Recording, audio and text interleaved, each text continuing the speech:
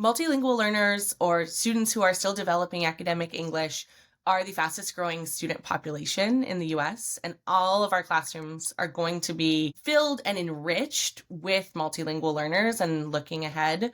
And when teachers and leaders can set up school environments where we're focusing and embracing and supporting bilingualism, multilingualism in these learners, it's an environment where all students thrive. And so it's building kind of this promise of the United States, of this idea of a multicultural, multilingual society. And our schools are just the center and the place to start that.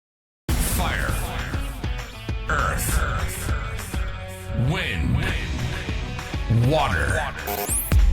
This is the Elemental Educator. And now your host, Tyler Comeau. Alchemists, welcome to episode 55 of the Elemental Educator Podcast. I'm your host, Tyler, and thank you so much for joining our community for another incredible connection. If you're here for the first time, welcome to a place where we redefine leadership and challenge the status quo.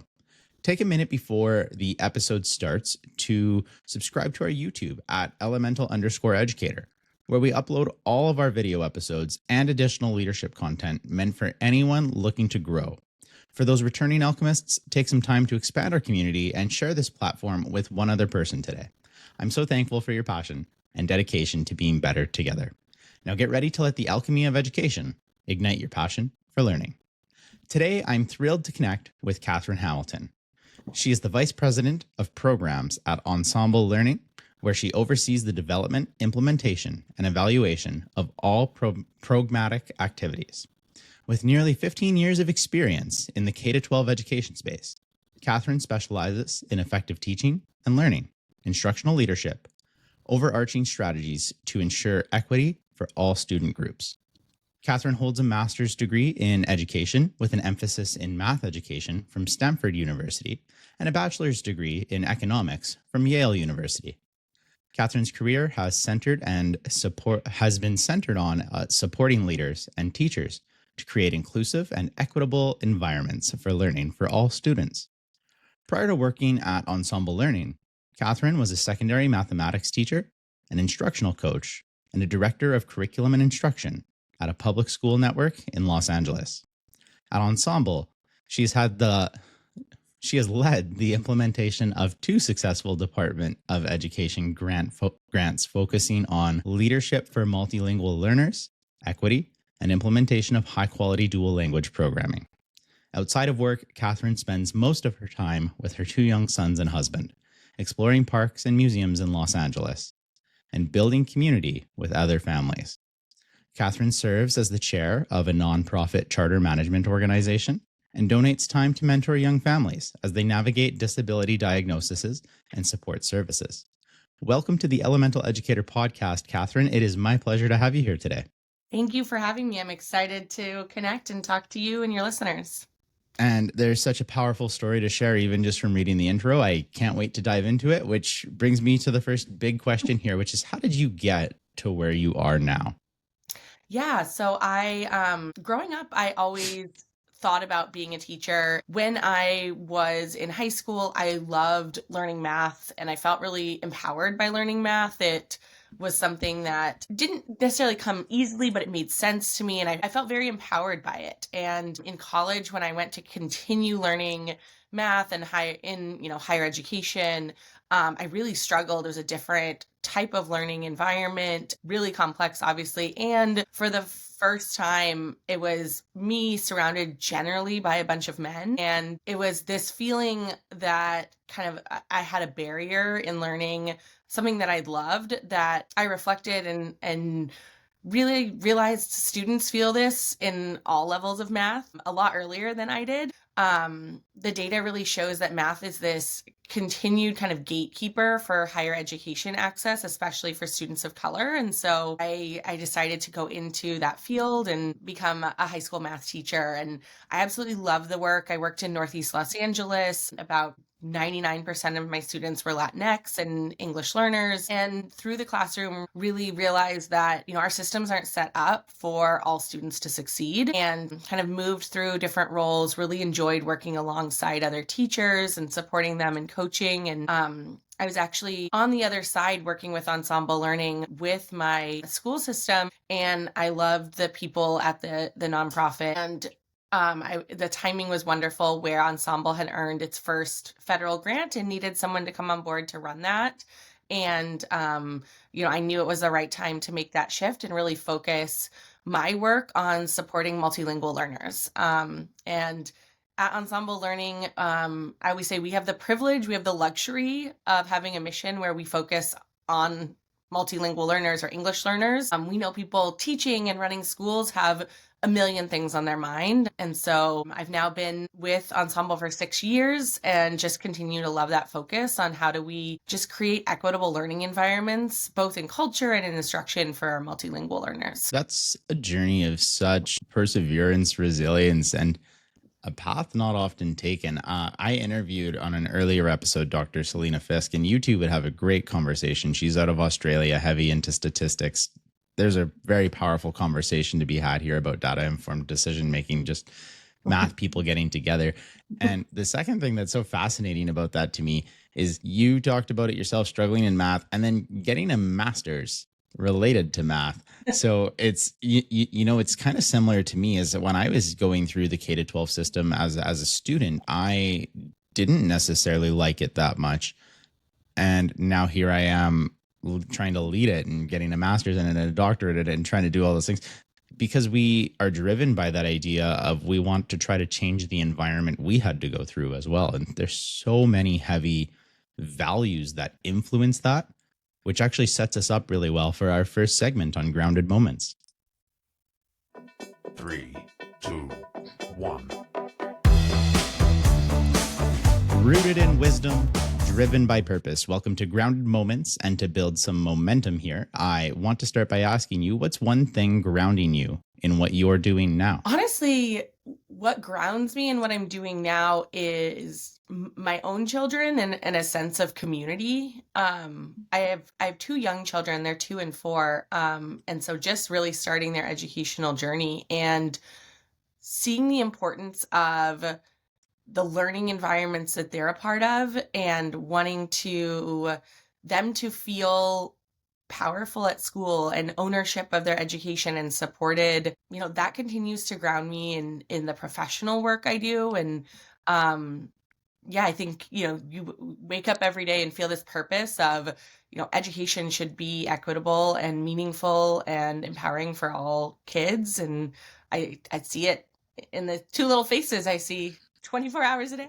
I totally get that. I've got 2 my own, and it doesn't matter what level they're at, and they're not old at all. They're both under 3, but whatever level they're at, the learning process and helping them and seeing people develop is always really fun. And we've been going to these kids classes lately, and we go to soccer, and oh my goodness, these soccer teachers for kids under 3 are just incredible because they've got kids running everywhere, taking their equipment, screaming, throwing tantrums, and they just roll with it, right? And it's a great thing. But what's so weird to me is there's all of a sudden a shift where as soon as they hit, and they actually give kindergarten grace, but as soon as they hit grade 1, now all of a sudden there's these massive expectations on how you should be.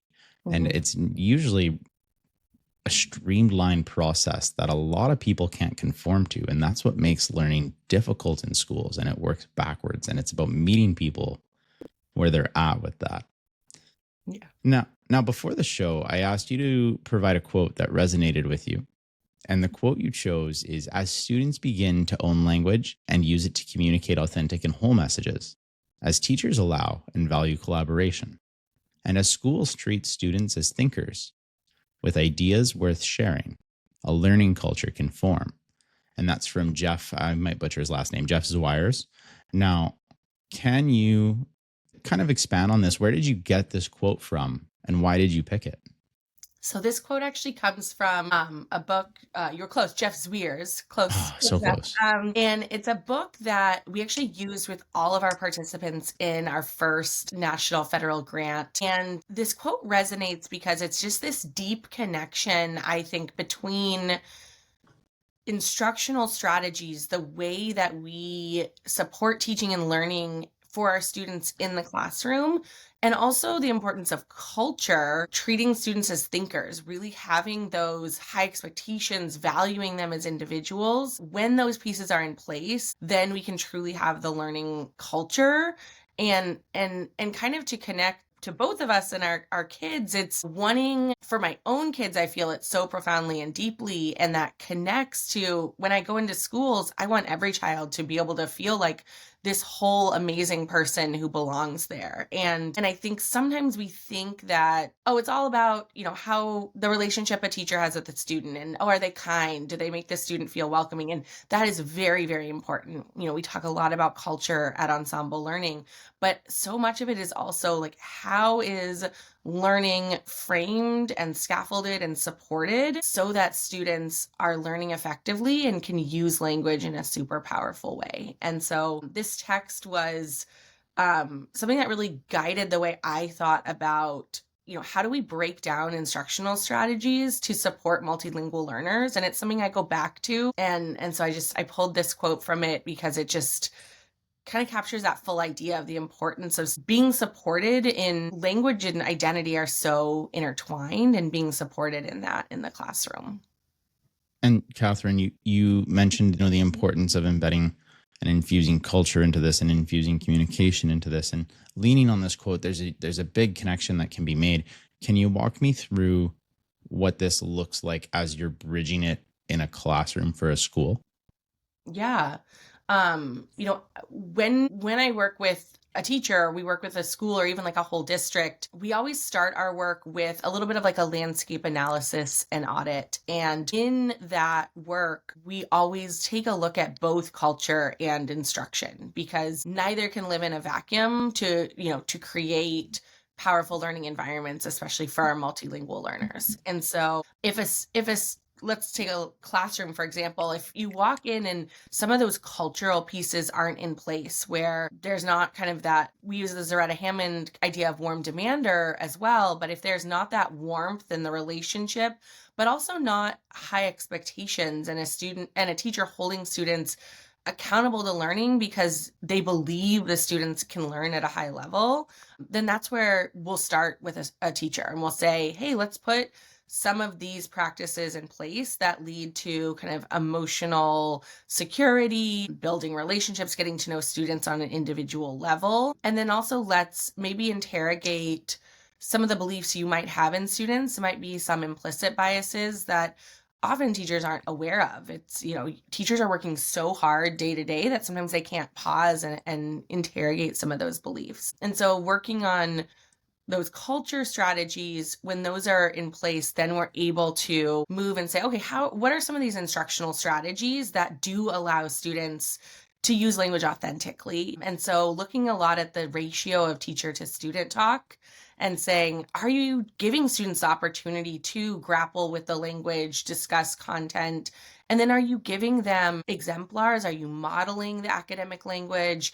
And then are you giving them supports like sentence stems or frames, and those opportunities to interact authentically with peers in ways where, again, you're saying what you have to say is important and valued, and we're all going to share those ideas. So that's kind of where we start, is like the really foundations of culture and then of instructional practices. And I could keep you here all day and talk about instruction, because clearly I'm like a very large nerd for that. But that's passionate, kind of very passionate.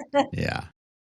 Yeah, I call myself a nerd in things all the time, and people correct me and say you're passionate. And I like to call myself a nerd in some of the things that I do. I'm a nerd when it gets into talking instruction too. So maybe we have to shoot another episode solely for teachers and unpack that all together. Now, I will push back on one thing you said, and it was, my favorite quote is high expectations is an act of love, and low expectations is an act of apathy. However, I don't really think it's a pushback. I'm just saying pushback to get some attention here. But it's my idea is when you're setting high expectations, it needs to be around the behavior and not the outcome, right? So I have high expectations that everybody that I'm around is going to put their best foot forward when we try to do something together, right? I have high expectations that when we're learning a new skill, you're going to put your best effort into learning that skill. And it's up to us to find the right way for you to learn, right?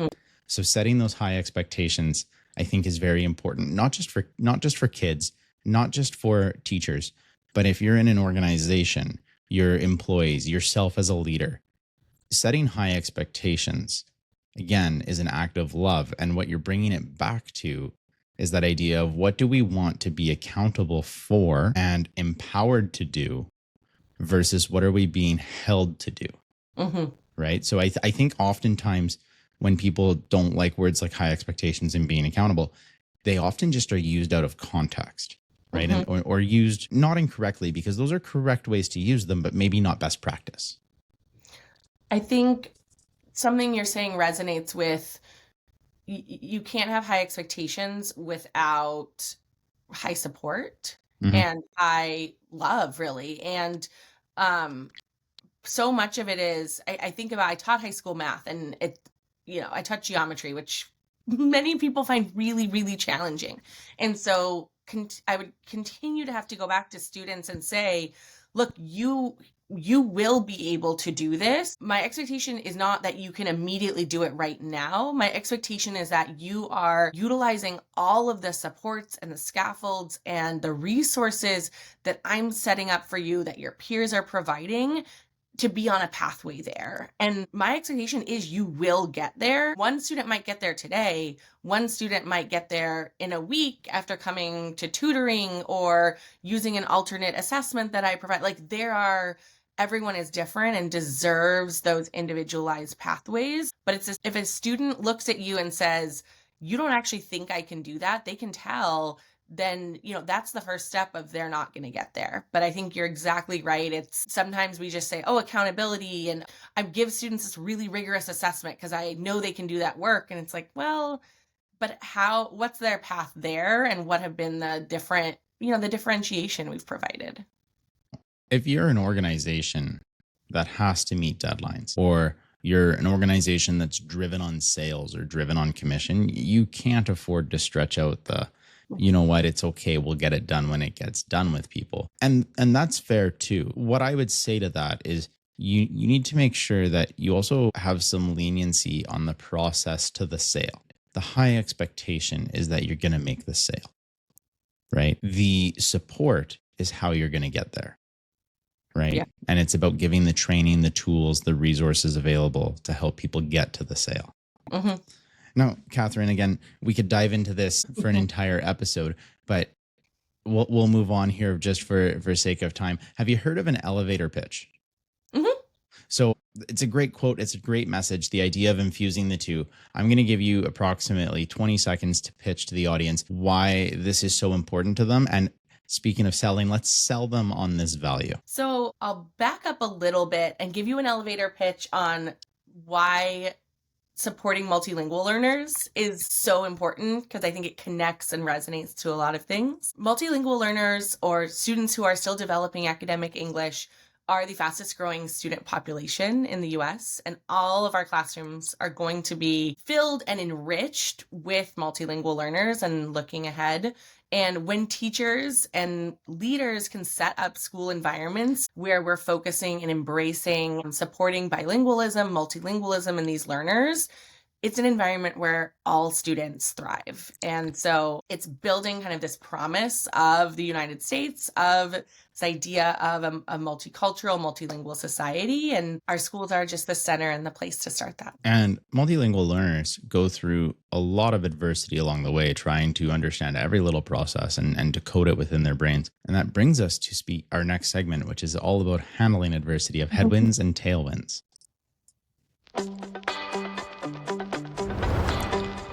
Through storms and surges, discover the lessons from Headwinds and Tailwinds, where we focus on the challenges that test us and the forces that help us move forward. So let's set the stage here. Can you share a time when you faced significant adversity, and what was happening, and how did it feel in that moment? So I don't think my example is going to be far off for a lot of folks, because we all went through the COVID pandemic in 2020, but at Ensemble Learning, we were really kind of right in the tail end of our first cohort of participants in our first, I think it was $7 million federal grant. And We were working with leadership teams at schools to help them really interrogate, their culture, their instruction, and make some really positive changes for multilingual learners. And the pandemic hit, and everything that our team had really spent months planning and putting together, putting into a grant proposal, and then planning on the ground had to shift because partner schools were closed, no in-person activities were happening. And so we really stepped back and looked at what are the goals of this program and how can we obviously meet all of the requirements of the pandemic, move things in a remote way, but still work to meet the goals of the grant, but also recognize the unique moment that we are in and use the forced shifts for us of moving things remotely to also say what different challenges our schools facing right now, which were tremendous, and how can we adapt our programming to meet them where they are. And so, it was just, obviously it was sudden for all of us, but we had a little bit of time before our next cohort of schools began to really rethink and use feedback from partner schools and shift some things around. So what was the turning point in that where things started to shift? It was really interesting because as we all know, things kind of shut down in March, and we were starting with our next cohort of schools at the beginning of the next school year, kind of the August, September time. So we had some time to plan, and we also had some time to observe and see what challenges schools were facing. And we decided we used to do kind of these really fun, full day PDs. We'd have catered food. We'd have teams meet, and then they'd also get to network with other schools. And it was really great. And it was, we very quickly said, we can't do that. No one wants to sit on Zoom all day. That is absolutely not happening. And we also said everyone's dealing with trauma from this. So their ability to process larger amounts of information isn't going to work either. And so we took our goals and we actually chopped it into these bite-sized pieces where we would have a synchronous Zoom, but then we would do a lot of follow-up coaching with the team, really to meet them where they were at. And so it was using all the kind of anecdotal information, all of the qualitative data we could bring in about what people were going through in the pandemic to make a shift. And then as we met with teams, as we kind of went through the programming, we were absolutely intense about gathering feedback and saying, how is this working for you? What's working? What do you need? And working to be nimble as we continue to administer programming.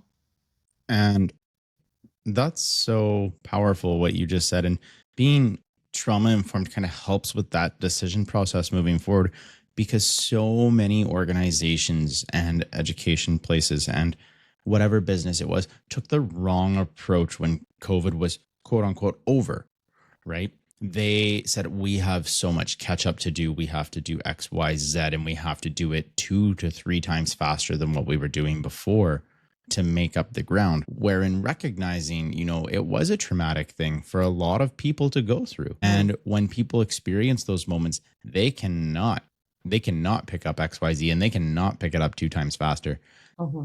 And so there is a massive struggle and a pushback and some challenge between, we need to break this down. We need to slow it down. We need to check, okay, our high expectations that were here now need to be here.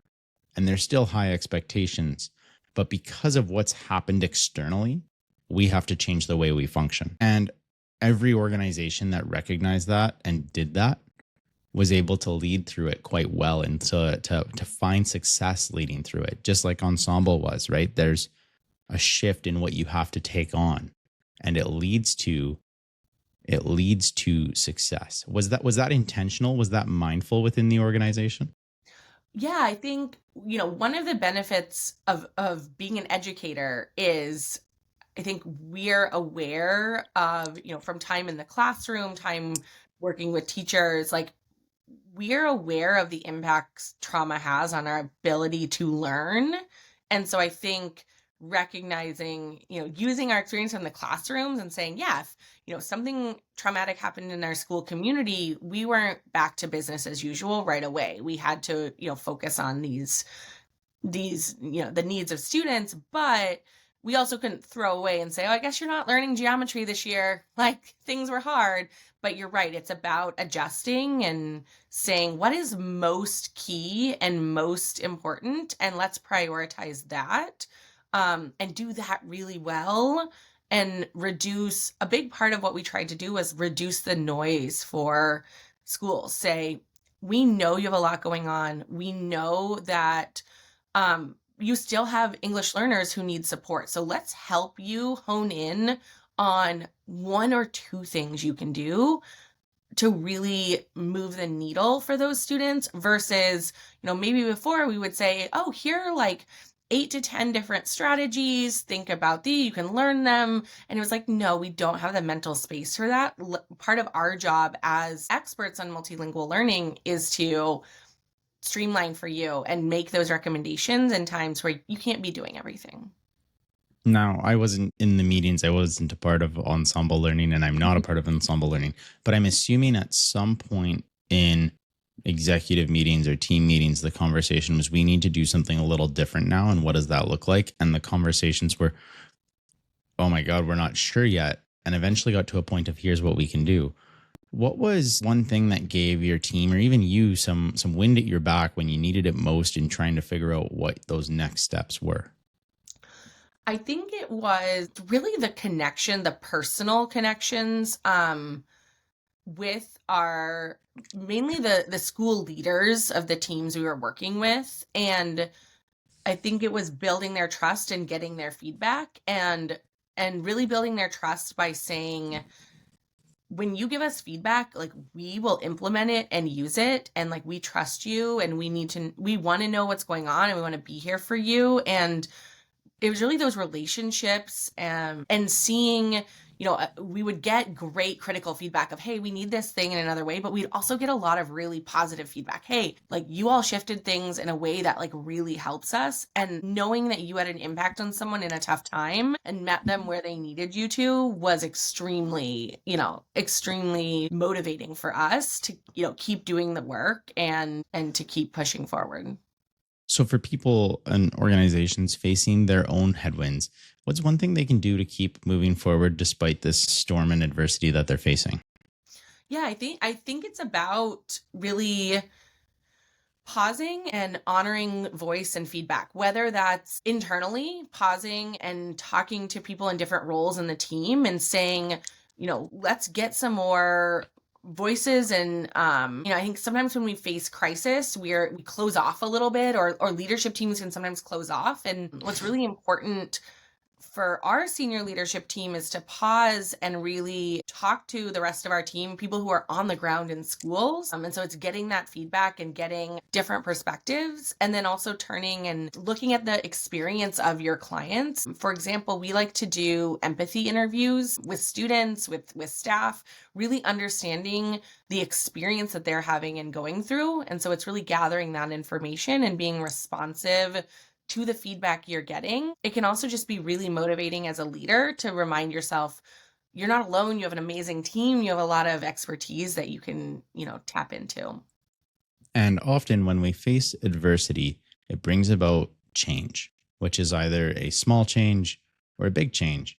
And that actually sets us up for our next segment here on Ripples of Change. Small shifts, big waves. This is Ripples of Change, where we dive into the power of embracing change and making waves that last. So, Katherine, what's one recent change that you've embraced or led? So something that every call I have with a school leader, a potential partner school, is we are seeing a huge influx of newcomer multilingual learners at our partner schools and in the US in general. And newcomer multilingual learners are students who have been in the US for 3 or fewer years, who are still acquiring academic English.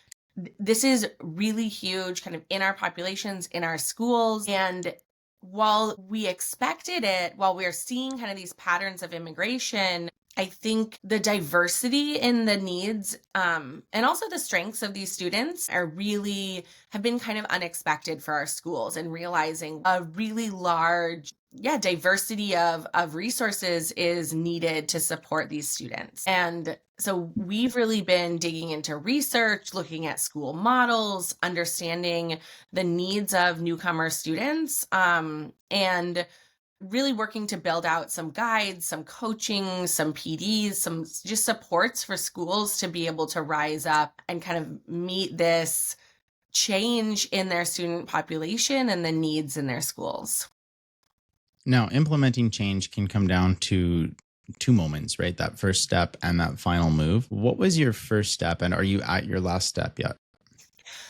I don't think we're at our last step. I'll start there. I don't think we're at our last step because so much of our work and partnering with schools is like I said, listening to the school leaders and the teachers and understanding, their needs. And I think, like I noted, the diversity of students that we're seeing under this umbrella of newcomers is really vast. And so I think we're always going to be working on this, just maybe refining our model, kind of a continual improvement model. Our first step to get things kind of moving is actually building an awareness. I think for a lot of schools, this change was sudden and not something they'd maybe thought about, or especially we think about the secondary level. If you're teaching a classroom of even 20 kids and suddenly one student comes in who really has no English repertoire, like that really shifts how you're thinking about teaching that class, just one student. And so the first step, I think, is what we found was building that awareness of like, who are our newcomer emergent bilingual students? What are some of their needs? And what we do first is say, what's some of the low hanging fruit that we can immediately do to build the culture that's going to welcome these students, and then start to give them access to the learning. And some of those first steps are like, what's your intake process? The first day a student steps on campus, like who's meeting with them? How are you finding someone who does speak the same native language they're speaking? And then as simple as in the classroom, is there another student who speaks the same language that can immediately just be a buddy and a support before we think about more complex kind of supports that the school does? Organizations outside of education, that's why it's so important when you hire somebody new to have some kind of onboarding process. Mm-hmm. Because what you're really doing is understanding at a deeper level who it is you hired and how they function. Because their resume and their interview are two totally different things from who they're going to be in your workplace. Because at this stage and age, most people know how to put together a pretty solid resume, and most people know how to give some good responses in an interview. They know what's expected of them. And it's so important that you take the time once they're in that position, once they can feel that relief of, I don't have to put the front on anymore. Mm-hmm. Who are you? What are you bringing? And, one of the hardest decisions to make is if they're not the right person because they're different from that and what they sold you on. It's recognizing that too and addressing it. And sometimes it's letting go, right? And sometimes it's fine surrounding yourself with the people that you need to surround yourself with. But sometimes it's also, we can work with that. Here's what we need to do. But you'll never get there if you don't seek it out first. Mm-hmm. It's about being proactive in those situations, which is exactly what you're doing. Mm-hmm. So with that, change can either create positive momentum or some unexpected setbacks. And so in what you're doing, in these steps you've taken, what's been one ripple effect that you didn't see coming? I think something that's been really something that came up in a recent conversation is serving newcomer students, like this new change challenge for schools has really made us turn back to the importance of research and research-based practices. And I think that a lot of times schools get so focused on what's immediately in front of them, or leaders get really focused on what's immediately in front of them, that we don't go back to this idea of the importance of like, what is the research telling us about best practice or strong practice? And so I think that's been a really positive ripple effect, is people have said, wait, this is a really new challenge, a very new type of student need. And I think it's forced educators to kind of take a step back, turn back to the research, turn back to, literature. What are best practices? How do we implement them? Which I think is amazing, because so often when we're dealing with challenge, we're just kind of in go, go, go mode. We all know, unfortunately, schools are underfunded. Schools, we don't have the luxury of like time and staffing always at schools. And I think, interestingly, this has really forced people to pause and reflect and look at, really examine what our best practices in order to face this just higher need population coming in. So what are you doing, and what is Ensemble doing to make sure that the changes you're suggesting and implementing and working through become a part of culture and aren't just a trend?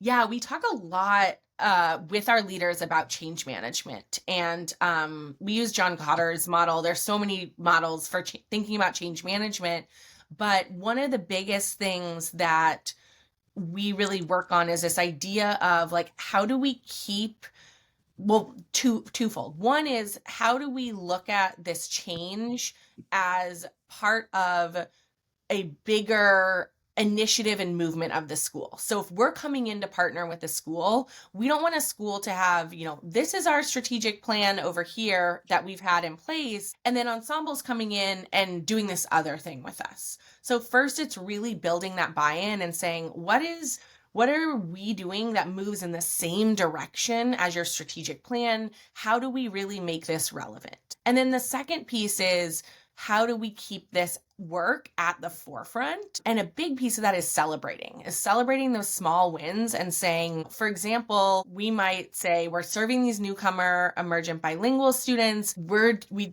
are doing a professional development with teachers on like 2 strategies they can use in their classroom, and then really making sure that the school leader, Ensemble, we come back when we do a walkthrough, it's celebrating, hey, we saw this here, and we want to highlight that and keep the momentum going, keeping it front of mind. And then I think just the last piece is also being open. We kind of talked about this, to feedback, and really asking all your stakeholders, how is this going? Is this supporting you? We know that serving, newcomer students has been challenging. Are these strategies supporting that? Are they moving you in the right direction? If not, what else do you need? And really, on our end, being really humble and saying, what you have to say is really important, and we want to integrate it into the plan in order to keep moving forward. Thank you so much for sharing that. And the consistency behind a message that needs to be sent is very important to see its success. And you talked about it by building momentum, right? Having momentum, recognizing, acknowledging, and being receptive. Those are all things that hover around a general idea of consistency and keeping it in the forefront of our minds. Rooting it back to that core value, that earth, is just as important as well, and remembering why you're doing things. So continually within those meetings, hey, we saw you doing this. I love that because it aligns with this, and you add to that statement. It's so powerful. Now, for these people, some of these changes that they make lead to bigger decisions, innovative decisions, bold decisions. And that sets us up for our last elemental segment, which is Spark or Burn.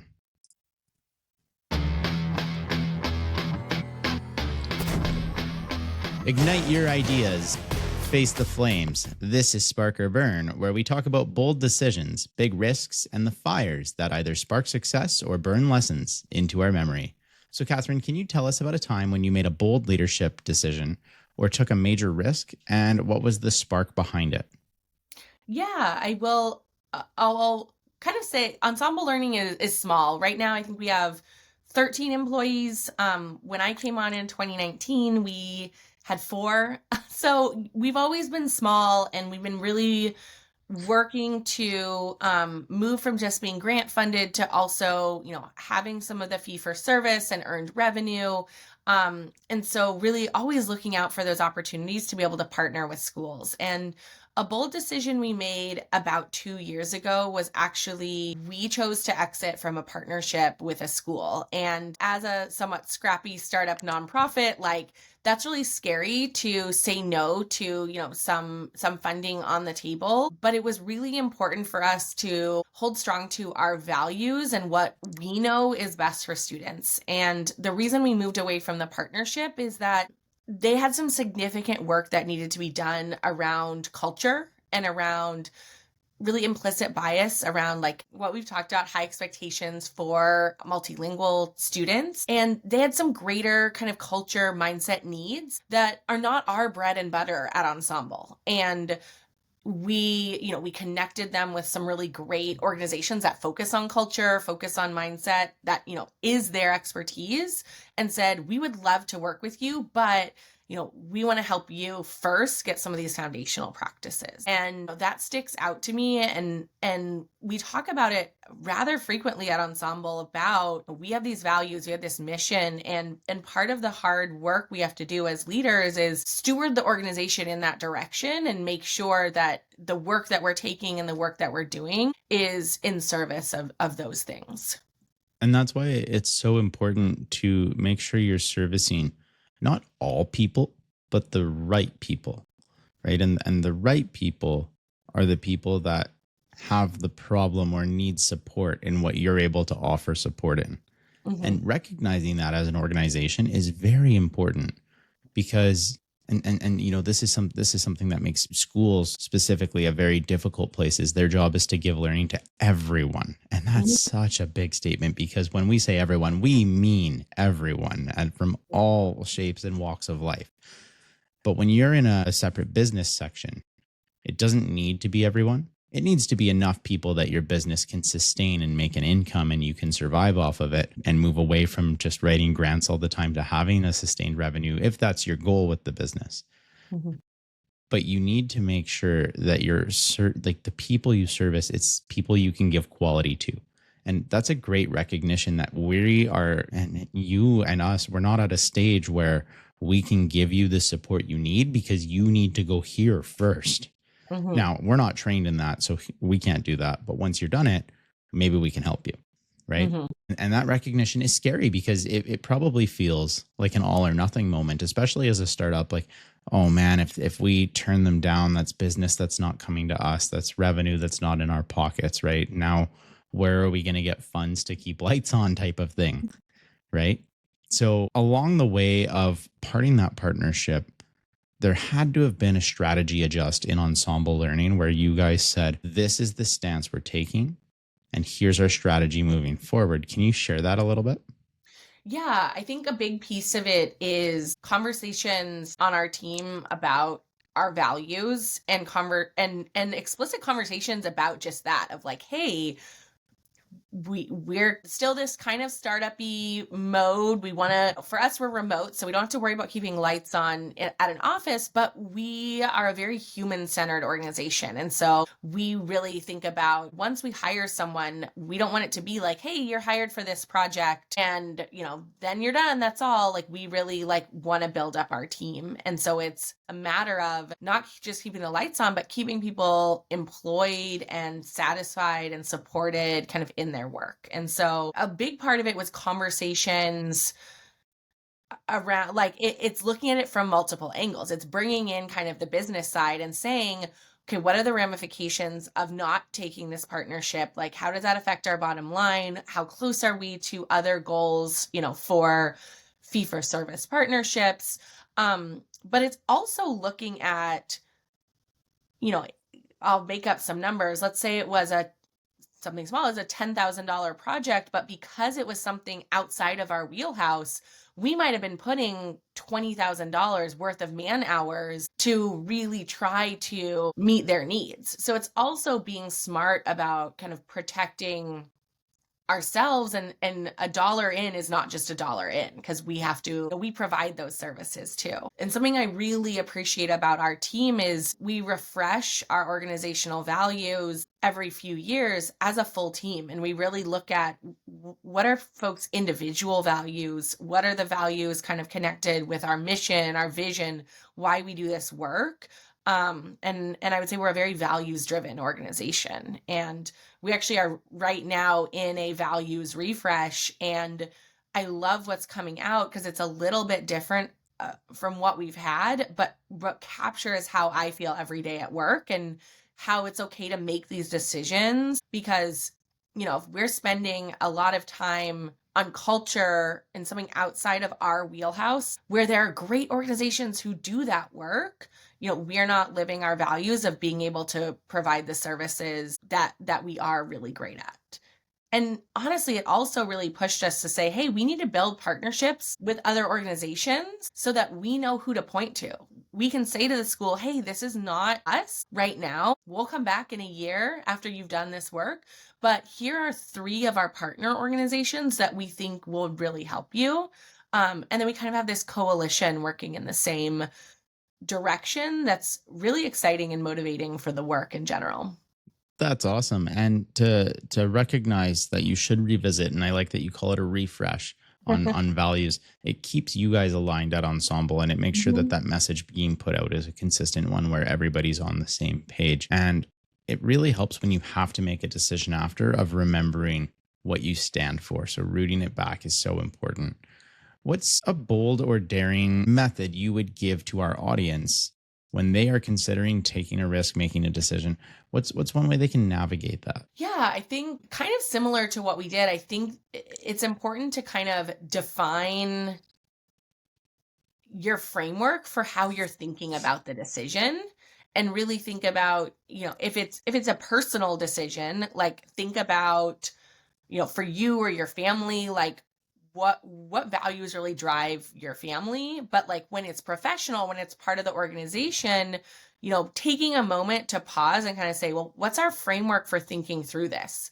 Like, what is the impact on the bottom line? Like, what is the kind of financial reality? What's the impact on our people? What's the impact on, our overall mission, vision? Like, and really, I think pausing and defining how you're making that decision and who needs to be a part of it will, I think, help you guide the process, but also help you in the communication, because that often is half the battle when a tough decision is made, is how are you communicating internally, externally? How are you communicating to people who are going to be disappointed? How are you? And when I've been disappointed by something, if someone walks me through and says, well, here are the things we considered and here's what we went through, that puts me at ease and helps me process, oh, that was a tough decision, but now I understand better. Makes so much sense. Communication is the key to understanding. It's the key to connection. It's the key to collaboration.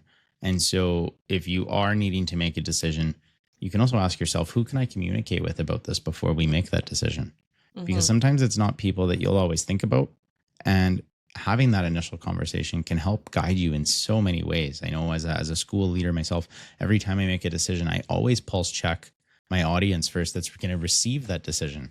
And I see, what do we think about it? Where are we going with it? Does it need to be reconsidered, tabled to another time? Yeah. So thank you so much for sharing that. I think that's a great message for people.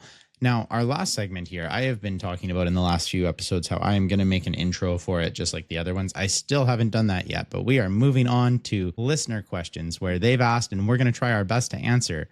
It's time for listener questions, and I'm going to just pull up one today. And typically what we've done is we've unpacked one, and it's taken a longer time than I've thought to unpack it. So, okay, here we go. I think the question that we will unpack today, I'm trying to implement something new with my team, but I'm struggling to get buy-in from everybody. Sometimes we get pushback. Sometimes we just get defiance. Is there any strategy, any help, any advice you can give to try to bring more buy-in to what I'm trying to do? Thinking 2 things. One, and you made me think about this in the last comment you made about decision making. I think sometimes as leaders, we feel like our team wants us to be decisive and make decisions. And sometimes they do. Sometimes there are things, especially like leading teachers, that they're like, can my administrator just take care of this? Like, that is not what I'm concerned about. Like, great. But I encourage leaders not to be afraid of leveraging really the brilliance of teachers and the unique perspective that they have. And so, in a principal I'm coaching right now, I said this to her. I said, if you want to implement this change, like who are your advocates? Who are your team that will tell you what's really happening on the ground?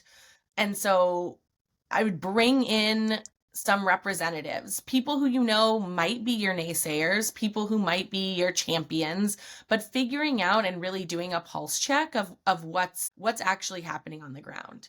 I always say, as a leader, I would rather have outright defiance than passive aggressive or ignoring. Don't tell me to my face, like, yeah, I'm on board with this instructional strategy, and then never do it. Tell me to my face. Which is so common. Sorry, Yeah. It's really common because of sometimes the adversarial relationship we have between leaders and teachers. That fear of is conflict. Counterproductive.